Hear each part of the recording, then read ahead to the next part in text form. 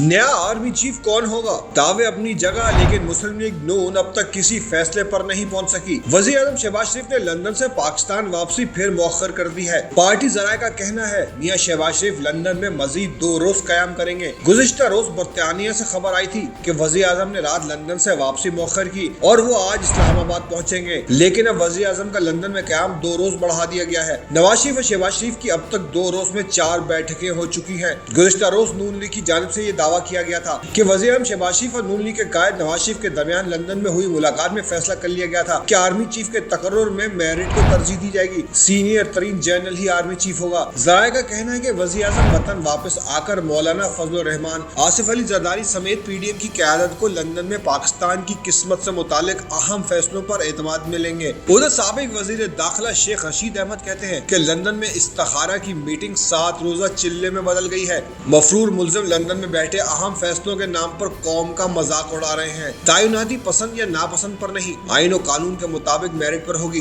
एहतसाब और इंतखाब होकर रहेगा। PDM की 13 पार्टियां तितर बितर हो जाएंगी। शेख रशीद ने यह भी कहा कि वज़रा दफातर नहीं जा रहे, हुकूमत ठप हो गई है, FIR नहीं कट रही, पोस्टमार्टम की रिपोर्ट नहीं मिल रही। 15 रोज अहम है। 30 नवंबर तक वो ट्विटर पर ही मिलेंगे। वज़ीर आज़म शहबाज शरीफ नए आर्मी चीफ की तैनाती पर अपने भाई नवाज शरीफ से मुशावरत के लिए 9 नवंबर को लंदन पहुंचे थे। रवां बरस अप्रैल में वज़ीर आज़म का ओहदा संभालने के बाद उनका ये तीसरा दौरा लंदन है।